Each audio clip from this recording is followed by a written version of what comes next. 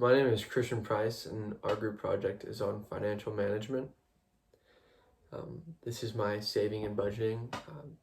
One of the most important things with saving and budgeting is tracking spending habits and the hazards and importances of those things. Facing new spending responsibilities is one big thing. Choosing what money needs to be spent on and prioritized is important. Basically, should you go out to eat 4 times a week, or should you put that money aside for a phone bill for the month? The usage of credit cards can be very helpful, but can also be very risky. Paying your bill monthly is important. I personally disagree with the use of credit cards at this age, as I find kids that are new to dealing with money, haven't dealt with a lot of money before, don't understand the true value of a dollar, and don't understand how hard it is to make that coming from no money. Especially owing people something is a tricky situation to be in as well. Uh, Neglecting scholarships. These can cause you to not be financially stable when it comes to school. Finding scholarships and obtaining them is important. If you're able to get a $500 scholarship, that can save you from a week of work.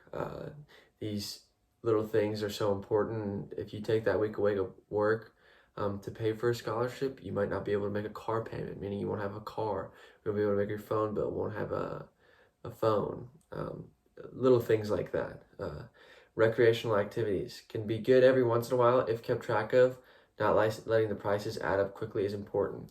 Again, for example, when I said you want to go out to eat 3 times in a week, or do you want to pay for your phone bill that month?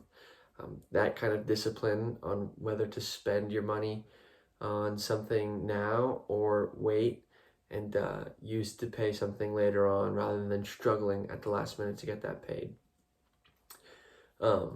Saving strategies, ways to stabilize financials. Creating a detailed budget is extremely helpful. It definitely helped me within my lifestyle, knowing how much money I had, keeping the money I had consistent, and always lowballing the amount of money I thought I was going to have to make. When you keep it low, everything becomes a little bit more tight, and your discipline has to be a little better to reach those financial goals. Also, cutting down meal costs. This is a problem I ran into as a college student. It's very easy to go look for something very quickly. Quick meal, Chick-fil-A, McDonald's, Subway, those things can add up extremely quickly. And to be able to kind of create a budget for your shopping and knowing what you're going to get before you go shopping is extremely helpful. Saving on transportation. Gas, especially more recently, has been going up, and in the future here, I see those prices raising even more, just because of everything that's going on in the world, import and exports. It's becoming extremely successful. So if you work a mile away from home, maybe you don't have to use your car to get there. Maybe you can walk or run or ride your bike, finding other transportations. Even if it's 3 miles, you can get there. Just any little thing you can to be able to cut down on those prices. Looking for used and items and discounts. My family has always brought up saying, don't buy a new car, don't buy a new car, just don't buy a new car. It's ridiculously expensive. If you can find a backpack that's functional and clean to a certain degree, get that, especially if it's $50 cheaper. Ways to stabilize your financials. Being realistic. As I said before, you have to act as if your bills are going to be much higher and you're making a lot less money. Again, this really helps in the end, because after you haven't spent a certain amount of money, you can put that money you didn't account for to the side and maybe invest that. Maybe save up for something new, like a car or a new phone. Or even treat yourself, go out for a nice meal or have a couple extra meals within the week.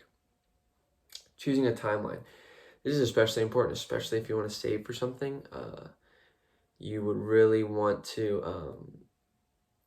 have an idea. If you needed a new car, you really want an idea to have when you're going to get that new car, what you have to do to get that new car, everything lining up to it. And that comes with being realistic.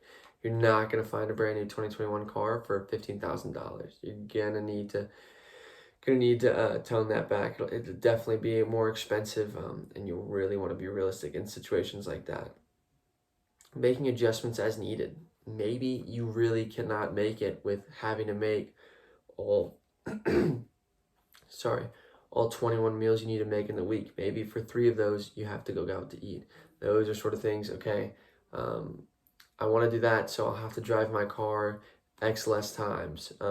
Just small things, simple things like that. The pros and cons of budgeting. The pros of budgeting, they provide a realistic view of personal finances, helps you avoid excess spending, and assists in goal setting. Goal setting, I believe, is extremely important in these things because it makes you feel like you're pushing for something, that you're saving money for a reason. You're not just saving money to kind of just save it. You're really reaching for something. The cons of budgeting, budgets may take up a little more energy than you think. It's definitely a lot of work to have a budget. Finding results will take time, and budgets may be strict and create many limits. Um, Again, this is easier, although it's extremely stressful. I find working 2 jobs in college. It's really helpful. I work full-time at a law firm, as well as wait tables on the weekends. It's extremely hard. It's not a lot of fun, but one day it'll pay off. And with the budgets I have, I'm able to save a lot of money and really plan for my future. Um, Calculating your regular expenses, recording your income, adjusting expense percentages / setting goals, and identifying a method for tracking budget. All these things are extremely important.